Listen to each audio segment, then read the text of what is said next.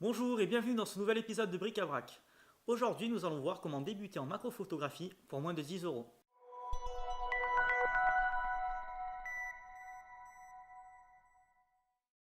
Tout d'abord, petite explication.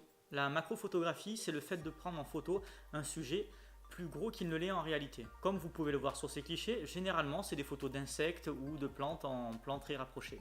Pour faire ce genre de photos, on utilise normalement un objectif qui est prévu à cet effet, des objectifs spécial macro, comme cet objectif Canon 100 mm f2.8 macro.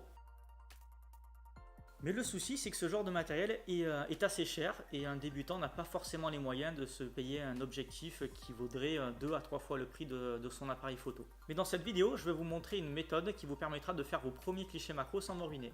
Il vous faut simplement ceci. C'est une bague d'inversion.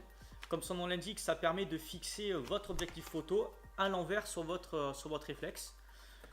J'ai payé celle-ci 8 euros de mémoire sur Amazon. D'un côté, elle possède un pas de vis qui vient se fixer sur le porte-filtre de votre objectif, et de l'autre le format EF pour monter donc sur un appareil photo Canon, mais ça existe également pour d'autres marques, Nikon, Pentax, Sony, etc. Moi pour l'exemple, je vais utiliser un objectif Canon 50 mm f2.8, mais vous pouvez également utiliser d'autres objectifs comme notamment ce 18-55 qui est fourni généralement avec les kits Canon, avec les kits Canon de base. La seule chose à faire attention, c'est le diamètre de votre porte-filtre. Cette information, vous la retrouverez au niveau de la lentille frontale de votre objectif. Voici en image comment monter votre objectif à l'aide de cette bague d'inversion.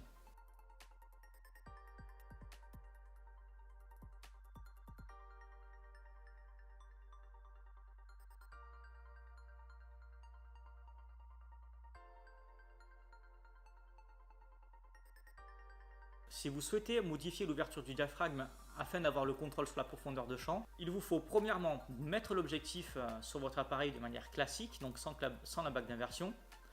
Vous positionnez en mode AV, priorité ouverture, ou M manuel. Sélectionnez l'ouverture que vous désirez et simplement retirer l'objectif de l'appareil tout en maintenant le bouton de test de profondeur de champ. Une fois cela fait, vous pouvez par la suite mettre votre objectif à l'envers à l'aide de la bague. Si vous possédez un objectif tout manuel, cette manipulation vous est épargnée. Comme c'est par exemple le cas avec cet objectif Minolta 50 mm qui est à la base fait pour un appareil photo argentique, mais dans notre cas fait tout à fait le taf. Il possède directement une bague permettant de choisir l'ouverture du diaphragme. Par contre, l'inconvénient de cette méthode, que vous ayez un objectif moderne ou un objectif tout manuel, c'est que comme de toute manière l'objectif est branché à l'envers, il n'y a pas de connexion électrique entre le boîtier et l'objectif.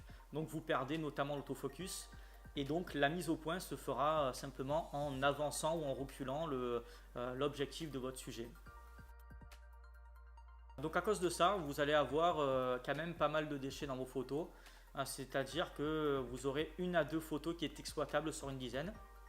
Mais de toute manière, vous pouvez avoir l'objectif le plus performant au monde avec autofocus spécialisé également pour la macro.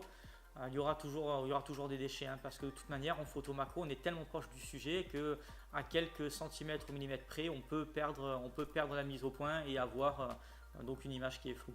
Mais bon, après c'est sûr que ça aide pas mal. Et donc voici maintenant une sélection de photos qui a été prise avec la méthode de la bague d'inversion. Et comme vous pouvez le voir, le résultat est tout à fait convenable.